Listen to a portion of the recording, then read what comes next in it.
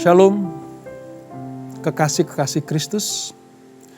Malam hari ini kita berjumpa kembali dalam program Bible Study. Kita akan melanjutkan pembelajaran kita, di mana kita akan belajar tentang pertemuan Abram dengan Melkisedek di dalam Kejadian pasal yang ke-14, ayat 17 sampai 24. Seperti apa yang kita pelajari bahwa sosok Abram ini adalah sosok orang beriman. Nanti akan dijadikan sebagai patokan. Orang yang percaya kepada Tuhan harus memiliki iman seperti imannya Abraham. Oleh sebab itu selayaknya kita belajar dari satu sosok ini. Nah, sebelum kita masuk dalam pembelajaran kita, mari kita arahkan hati kita kepada Tuhan. Kita mau senangkan Dia, supaya kita mendapatkan hal yang terbaik dari Tuhan. Ketika kita menyembah dan memuliakan nama Tuhan, maka tingkap-tingkap langit akan dibukakan, sehingga hadirat-Nya akan memenuhi kita semuanya. Agungkan, muliakan, sembah Dia di dalam roh dan kebenaran. Sebab inilah yang harus kita lakukan ketika kita berjumpa dengan Dia.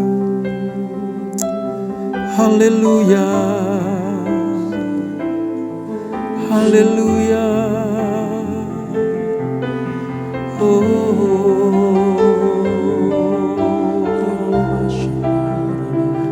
Shikirala rabayara la rabayara, shikirala rabayara la rabayara, hirala rabayara la rabayara la rabayara. Kemurahan Tuhan ku ada sampai hari ini, oleh karena kebaikan Tuhan, janji-Mu terjadi bagiku.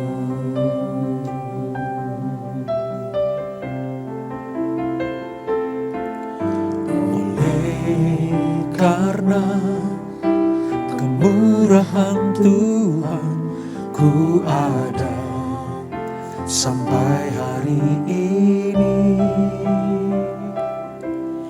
oleh karena kebaikan Tuhan, janji-Mu terjadi bagiku. Aku percaya berkat-Mu atasku melimpah, kebajikan, kemurahan selalu mengikutiku. Ku puji, ku sembah Kau Tuhan.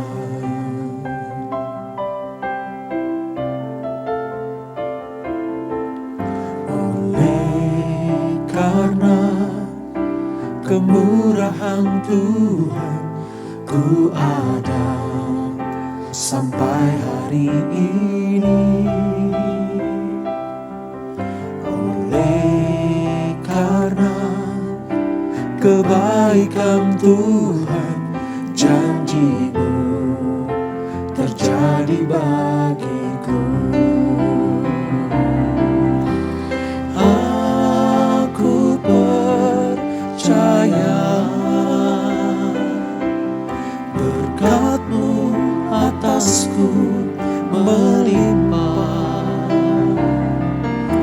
kebajikan, kemurahan selalu mengikutiku.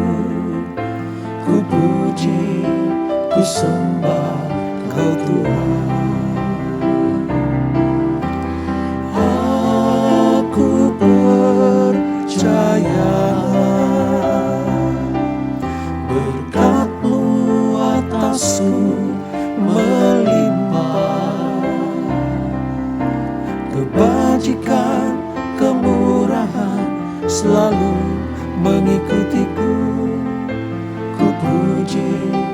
ku sembah Kau Tuhan.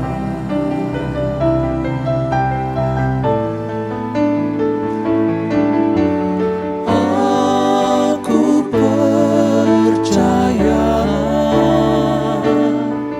berkat-Mu atasku melimpah,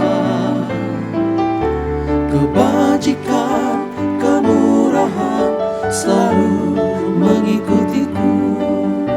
Ku puji, ku sembah Kau Tuhan. Aku percaya berkat-Mu atasku melimpah, kebajikan, kemurahan selalu mengikutiku. Ku puji, ku sembah Kau Tuhan. Ku puji, ku sembah Kau Tuhan. Ku puji, ku sembah Kau Yesus.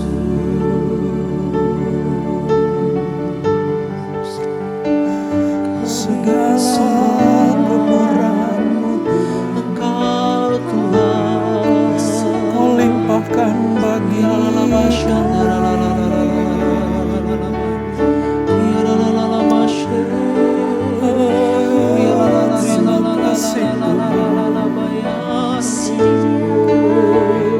limpahkan bagi kami.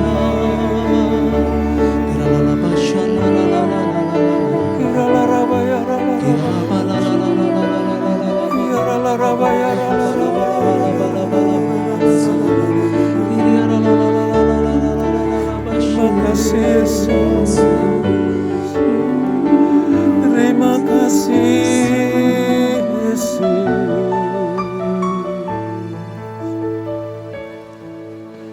Yesus, Engkau baik, sungguh baik, sangat baik. Yesus, Engkau baik, sungguh baik, sangat baik. Kasih-Mu tak berkesudahan, kasih-Mu kekal selamanya. Aku telah mengenal kasih karunia-Mu. Aku telah mengenal kasih karunia-Mu. Kau kaya, rela jadi miskin, supaya aku jadi kaya. Hosana, Hosana bagi Yesus Allahku. Hosana, Hosana bagi Yesus Tuhanku.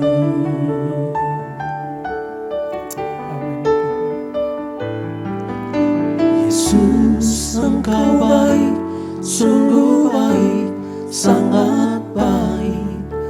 Yesus, Engkau baik, sungguh baik, sangat baik.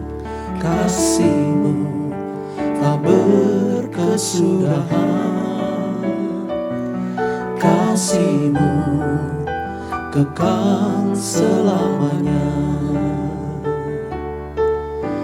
Aku telah mengenal kasih karunia-Mu.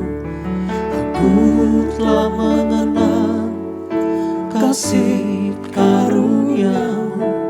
Kau kaya, rela jadi miskin, supaya aku jadi kaya. Hosana, Hosana Yesus Allahku. Hosana, Hosana bagi Yesus Tuhanku. Hosana, Hosana bagi Yesus Allahku. Hosana, Hosana bagi Yesus Tuhanku. Hosana,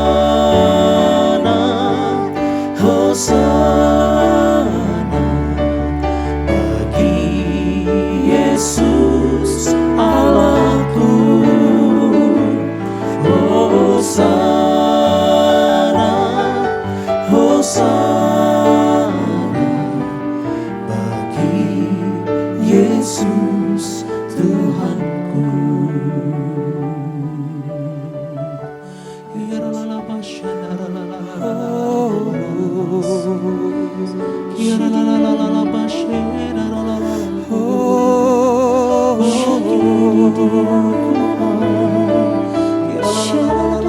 Kami nyanyi hosana bagimu Tuhan, sebab Kau Allah dan Tuhan kami, yang layak dipuji, yang layak disembah, yang layak diagungkan selama-lamanya.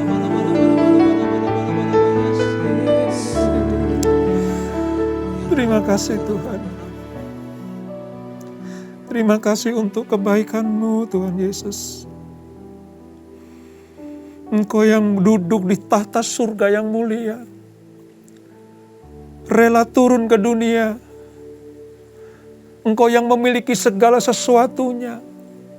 Engkau yang maha kaya, mau turun ke dunia menjadi miskin, supaya kami yang miskin diperkaya oleh anugerah dan rahmat-Mu. Terima kasih untuk pengorbanan-Mu Tuhan Yesus. Terima kasih untuk kasih setia-Mu yang luar biasa. Dengan apa kami akan membalas kebaikan-Mu? Selain kami memuji, memuliakan, dan melakukan semua firman Allah. Terima kasih Tuhan, terima kasih. Ini kami anak-anak-Mu, datang bersujud di hadapan-Mu, mengakui bahwa Engkau adalah Raja di atas segala raja, yang patut kami berikan pujian, hormat, kemuliaan. Sebab hanya itulah yang harus kami lakukan sebagai anak-anak Tuhan. Terima kasih Bapa. Terima kasih untuk hadirat-Mu. Terima kasih untuk lawatan-Mu. Terima kasih untuk jamahan-Mu. Kami percaya sementara kami memuji dan menyembah Tuhan tadi, Roh-Mu bekerja, memberikan kekuatan yang lemah, lesu, letih, lesu. Memberikan kesukacitaan kepada mereka yang bersedih dan bersusah hati. Memberikan kelegaan, memberikan kesembuhan kepada yang sakit, baik tubuh, jiwa, dan rohnya. Sekarang Engkau akan berfirman dan bersabda buat kami. Urapi kami Tuhan, urapi hamba-Mu.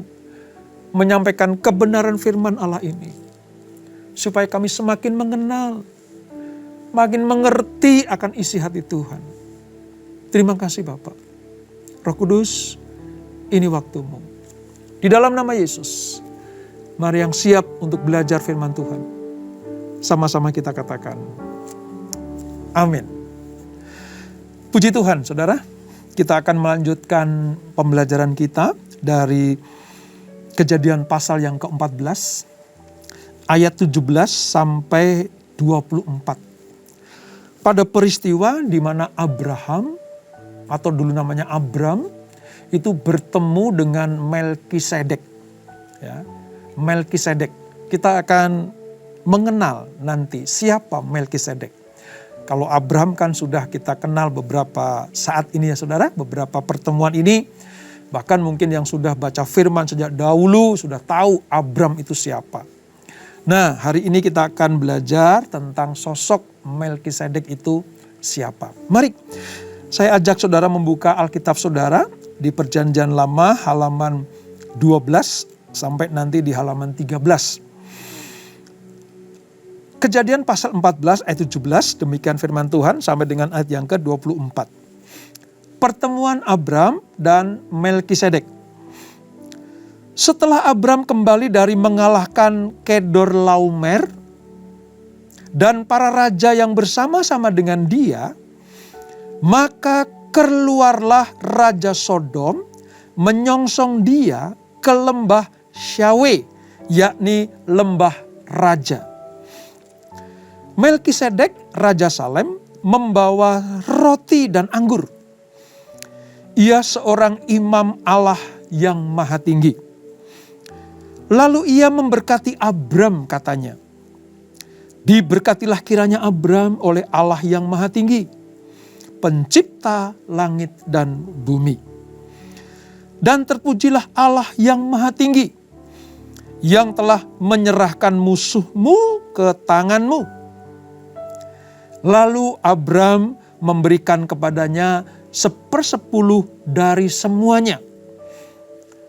Berkatalah Raja Sodom itu kepada Abram, berikanlah kepadaku orang-orang itu, dan ambillah untukmu harta benda itu. Tetapi kata Abram kepada Raja Sodom atau Raja negeri Sodom itu, aku bersumpah demi Tuhan Allah yang maha tinggi, pencipta langit dan bumi, aku tidak akan mengambil apa-apa dari kepunyaanmu itu, sepotong benang atau tali kasut pun tidak, supaya engkau jangan dapat berkata, aku telah membuat Abram menjadi kaya. Kalau aku, jangan sekali-kali hanya apa yang telah dimakan oleh bujang-bujang ini, dan juga bagian orang-orang yang pergi bersama-sama dengan aku, yakni Aner, Eskol, dan Mamre. Biarkanlah mereka itu mengambil bagiannya masing-masing. Nah saudara, di sini ada peristiwa yang luar biasa. Sekembalinya Abram mengalahkan Raja Kedorlaomer, maka jarahannya banyak saudara. Ingat ya, hanya dengan 318 orang terlatih, Abraham mampu mengalahkan persekutuan 5 raja yang sempat menawan Lot ke utara. Lot diselamatkan, dibebaskan, lalu Abram mengalami kemenangan demi kemenangan. Nah, pada situasi kemenangan seseorang terhadap para musuhnya pada peperangan zaman dulu saudara, itu harta jarahan dan rampasan itu banyak sekali. Bahkan bukan harta benda saja, namun juga orang-orang ditawan menjadi bagian atau menjadi milik raja atau pasukan yang mengalahkannya. Pun demikian dengan Abram. Abram mendapatkan harta benda yang banyak, jarahan yang banyak, orang-orang juga yang banyak yang bisa dibawa ke tempatnya untuk dijadikan pegawai atau mengabdi kepada Abram. Nah, pada peristiwa ini datanglah seseorang tiba-tiba saudara, yaitu Melkisedek. Siapa itu Melkisedek? Di dalam narasi Alkitab atau penulis-penulis Alkitab menyatakan bahwa dia adalah raja kebenaran. Ya, Raja Salem. Nanti menunjuk kepada wilayah atau tempat Yerusalem kuno. Dia juga disebut sebagai imam Allah yang maha tinggi. Ya. Kalau saudara baca di dalam Ibrani pasal yang ke-7 ayat 1, ya, ini keberadaan Melkisedek dijelaskan dengan jelas sekali. Sebab Melkisedek adalah Raja Salem, Imam Allah yang Maha Tinggi. Ia pergi menyongsong Abraham ketika Abraham kembali dari mengalahkan raja-raja dan memberkati dia. Saudara bisa bayangkan, seorang sosok yang tiba-tiba muncul. Asal-usulnya tidak diketahui. Namun ketika Abraham dalam keadaan sedang menang perang, tiba-tiba dia datang. Dia datang. Kedatangan Melkisedek ini membuat Abraham kaget. Wow, ada sosok Imam Allah yang Maha Tinggi. Sampai-sampai Abraham itu membawa korban, persembahan, persepuluhannya dari semua rampasan, dari semua harta benda yang diperoleh ketika dia menang peperangan. Abraham memberikan sebuah persembahan yang sangat-sangat luar biasa. Ya. Kata persepuluhan, persembahan persepuluhan itu muncul pertama kali pada peristiwa ini, saudara. Jadi ketika diberkati, ketika mendapatkan barang rampasan, mendapatkan harta-harta yang didapat dari mengalahkan para musuhnya, Abraham tidak hanya menikmatinya sendiri bersama dengan orang-orangnya. Tapi begitu dia melihat ada Melkisedek datang, Raja kebenaran ini, Raja Salem, nanti identik dengan Shalom, sejahtera, dan ditandaskan dengan Imam Allah yang Maha Tinggi ini, Abraham dengan segera memberikan persembahannya. Persembahan persepuluhan. Kita lihat sekarang.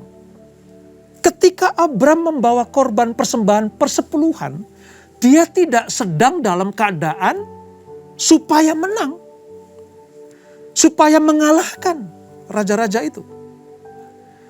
Tapi Abraham membawa korban persembahan persepuluhan ketika dia sedang dalam keadaan mendapatkan berkat. Jadi persembahan persepuluhan itu bukan untuk menyogok Melkisedek. Bukan untuk menyuap Melkisedek supaya Abraham menang.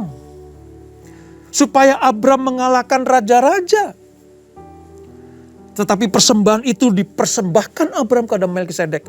Bentuk wujud syukurnya atas berkat yang diterima Abraham pada waktu itu. Saudara mengerti sekarang prinsip persembahan persepuluhan.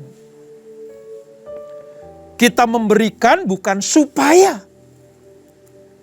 tapi kita memberikan karena.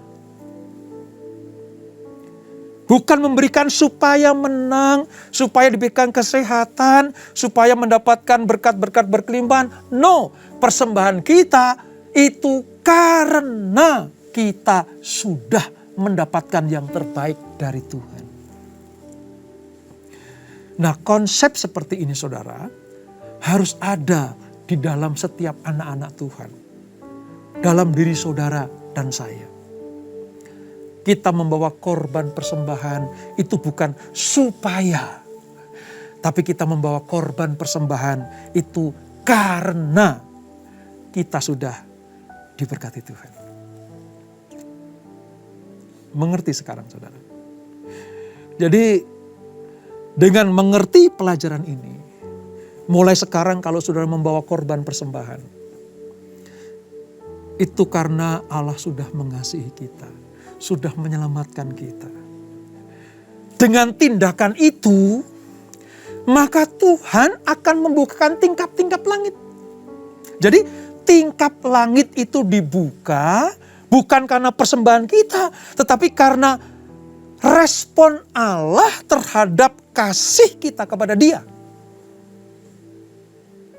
Allah punya hak untuk menutup langit. Tuhan punya hak untuk membuka langitnya. Bukan karena persembahan itulah yang membuat langit terbuka. Tetapi Allah disukakan. Allah dibuat bangga.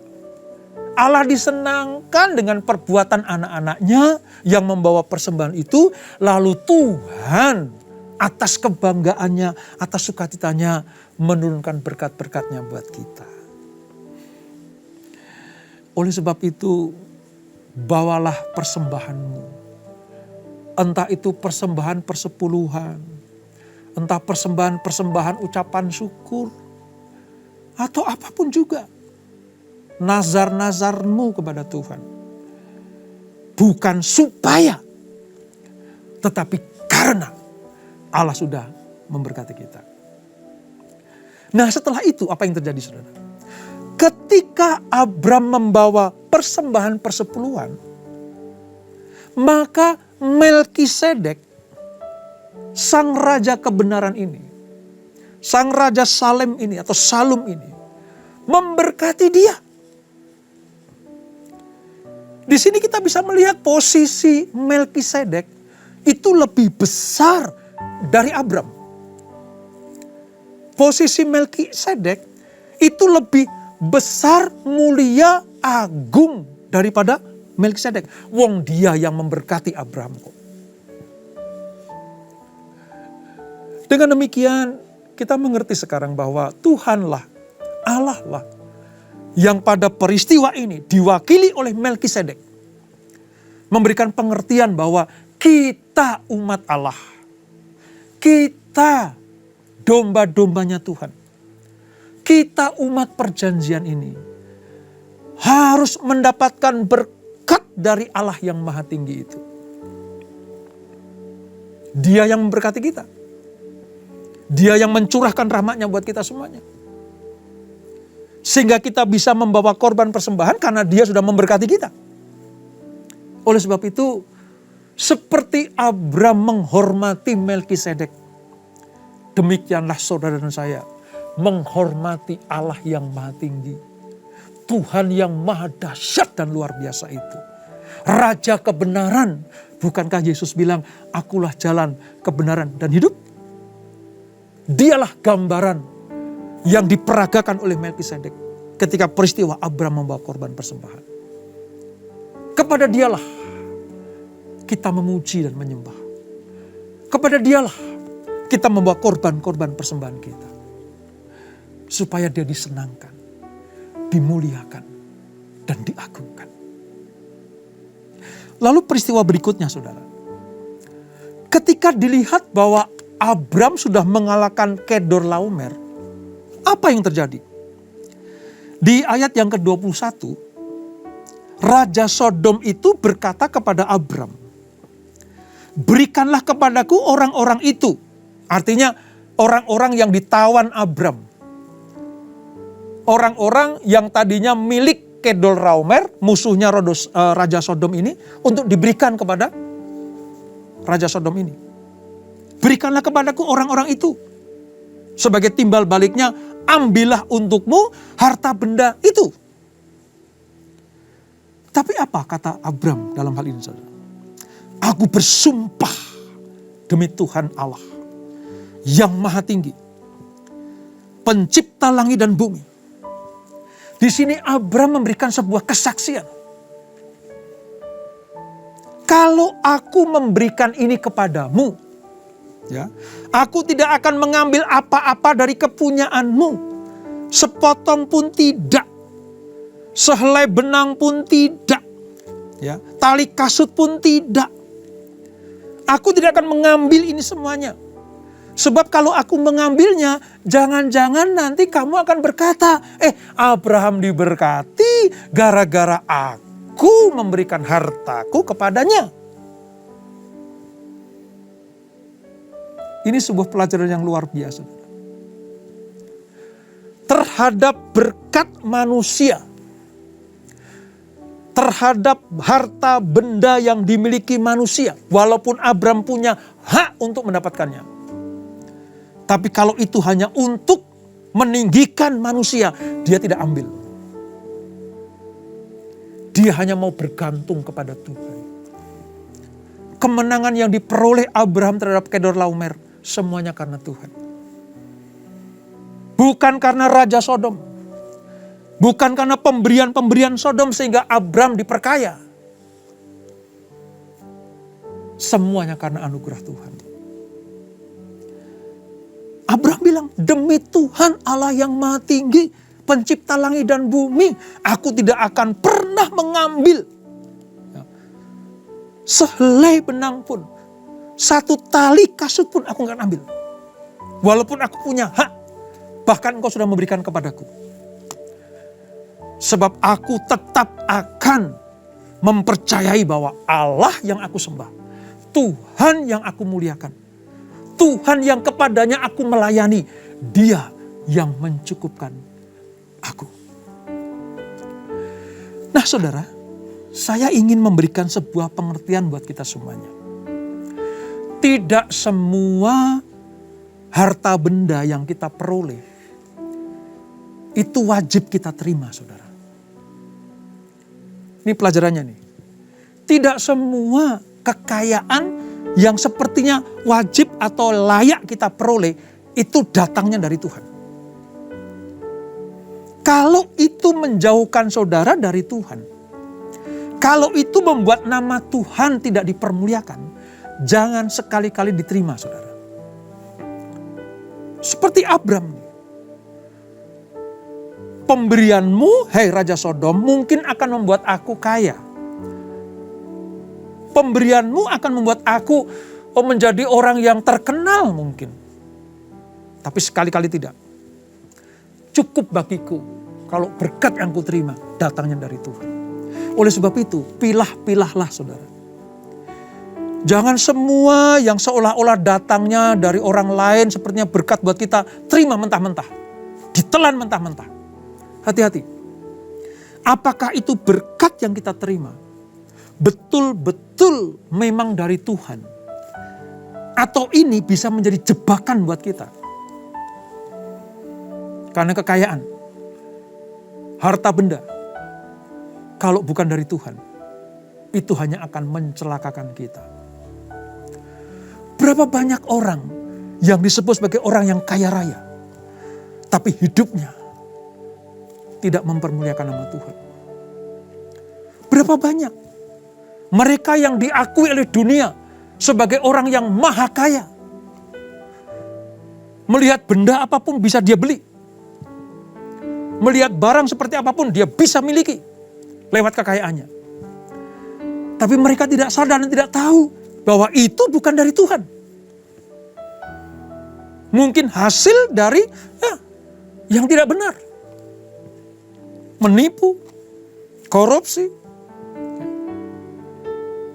Tampilan mereka memang kaya. Tampilan mereka memang wah luar biasa. Tapi lihat, akhir hidupnya seperti apa. Oleh sebab itu, mengucap syukurlah. Kalau engkau diberkati Tuhan, cukup dari apa yang datang dari Tuhan. Allah tidak menentang atau melarang anak-anaknya menjadi orang yang kaya. Allah tidak pernah melarang anak-anaknya diberkati sehingga makin hari makin kaya raya. Tapi Tuhan memperingatkan kita, hati-hati. Apakah itu harta benda atau kekayaan dariku, kata Tuhan, atau dari yang lain? Kalau dari Tuhan, itu pasti mendatangkan kebaikan. Tapi kalau di tempat yang lain, bisa saja itu membuat celaka kita dan mempermalukan nama Tuhan. Dari pelajaran ini kita belajar, yuk persembahkan apa yang Tuhan sudah berikan bagi kita semua. Bagian Tuhan kembalikan. Korban persepuluhanmu, korban ucapan syukurmu kembalikan kepada Tuhan. Bukan supaya diberkati. Tidak. Kita membawa korban karena sudah diberkati. Dan yang kedua, pastikan berkat yang kau terima itu datangnya dari Tuhan. Bukan dari sumber yang lain. Bukan dari tempat yang lain. Yang seolah-olah memberkati. Namun sebenarnya mengancam keselamatan kita. Kalau kita renungkan firman ini, kita lakukan dengan baik-baik, maka kita disebut sebagai anak-anak keturunan Abraham yang mampu menyenangkan hati Tuhan. Mari ambil waktu sejenak saudara. Ambil waktu sejenak untuk merenungkan firman ini.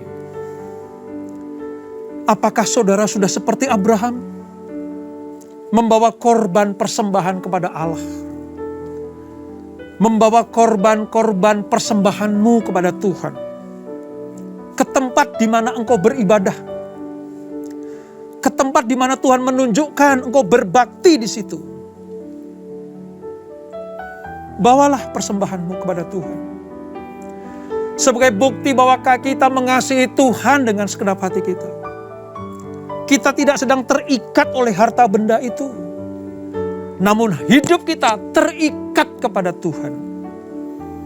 Seperti Abraham memberikan persembahan kepada Melkisedek, Raja Salem, Raja kebenaran itulah. Demikianlah kita membawa korban-korban persembahan kita hanya kepada Tuhan. Dan pastikan harta yang kau miliki adalah datangnya dari Tuhan. Bukan dari sumber-sumber yang lain. Sekecil apapun kalau itu datang dari Tuhan, itu akan mencukupkan kita. Namun sebesar apapun kalau dari sumber-sumber yang lain yang tidak benar, itu akan mencelakakan kita. Mengucap syukurlah kalau engkau masih bisa makan hari ini, masih bisa berpakaian, masih bisa menikmati berkat-berkat Tuhan. Mengucap syukurlah kepada Tuhan. Jangan ingin lebih kalau itu bukan dari Tuhan. Renungkan firman ini. Bertindaklah hati-hati. Maka engkau akan mendapatkan anugerah, keselamatan, kemuliaan, perkenanan dari Tuhan. Terima kasih Tuhan. Terima kasih untuk firman-Mu pada hari ini. Kami mengerti sekarang. Kami wajib harus membawa persembahan kami kepada Tuhan. Seperti Abraham membawa persembahan kepada Engkau lewat Melkisedek. Dia adalah gambaran raja di atas segala raja. Melkisedek adalah gambaran Yesus Kristus sendiri. Abraham mengasihinya. Dan ketika dia mengasihinya, Melkisedek memberkatinya. Demikianlah kami diberkati Tuhan senantiasa. Terima kasih Bapa. Kalau Engkau mengingatkan kami supaya kami hati-hati terhadap harta milik kami. Supaya kami tidak terjebak. Supaya kami tidak terjerumus kepada kesalahan demi kesalahan. Seperti yang dilakukan oleh orang-orang fasik yang tidak mengerti kebenaran itu. Berkati anak-anak-Mu. Berkati anak-anak-Mu yang taat dan setia. Berkati anak-anak-Mu yang melakukan segenap firman Tuhan dengan ketaatan yang luar biasa. Engkau akan perhitungkan apa yang mereka lakukan sebagai sebuah kebenaran. Dan kebenaran itulah yang akan memerdekakan mereka. Berkati keluarga demi keluarga. Berkati usaha anak-anak-Mu. Berkati pekerjaan, bisnis anak-anak-Mu. Mari Tuhan, dunia boleh bergoncang, ekonomi boleh bergoncang, tapi kepada orang yang berharap dan bersandar kepada Tuhan, maka mereka akan tetap tegak berdiri, menerima anugerah, menerima lawatan, dan menerima pemulihan dari Tuhan itu. Berkati suami istri, anak-anak, dan keluarga besar mereka. Biarlah mereka dicukupkan Tuhan. Dari apa yang ada pada mereka, itu cukup untuk hidup, untuk melangsungkan kehidupan mereka. Dan ajar mereka untuk selalu mengucap syukur kepada Tuhan. Berkati anak-anak muda, generasi Yeremia, supaya mereka semakin mencintai Tuhan, militan kepada Tuhan, tidak kompromi terhadap dosa. Mereka akan seperti anak panah di tangan pahlawan, melesat kepada kesempurnaan Kristus. Masa depan mereka adalah masa depan yang gilang gemilang. Dan Tuhan akan membawa naik dan tidak turun. Menjadi kepala dan bukan ekor. Berkati anak-anak-Mu, para pelayan-pelayan Tuhan. Mereka yang aktif di dalam pelayanan. Tuhan memberkati. Jerih lelah mereka tidak pernah sia-sia. Allah tahu cara untuk memberkati anak-anak-Mu. Terima kasih Bapak, terima kasih untuk pelajaran malam hari ini. Kami percaya, semua yang hadir diberkati Tuhan. Berkati kesehatan anak-anak-Mu. Berkati kami semuanya. Yang terikat, dilepaskan. Dilepaskan dari keterikatan dunia ini. Narkoba, seks bebas, obat-obatan terlarang. Dilepaskan dari anak-anak-Mu. Supaya lewat tubuh yang kudus, mereka mempermuliakan nama Tuhan. Terima kasih Bapak. Sebelum kami berpisah, kami siapkan hati kami untuk menerima berkat yang daripada-Mu. Kekasih-kekasih Kristus, arahkan hatimu kepada Tuhan. Terimalah berkat kasih anugerah dari Allah Bapa yang berlimpah-limpah. Di dalam Anak-Nya yang tunggal Tuhan Yesus Kristus. Dan persekutuan yang manis dalam Roh Kudus menyertai kita semuanya. Mulai malam hari ini sampai Maranatha. Tuhan Yesus datang menjemput kita semuanya. Bertemu di awan-awan yang permai. Menikmati kemuliaan. Kekal sampai selama-lamanya. Mari yang sudah diberkati. Sama-sama kita katakan. Amin. Selamat malam. Selamat beristirahat. Di dalam pagar keselamatan Tuhan. Tuhan Yesus memberkati.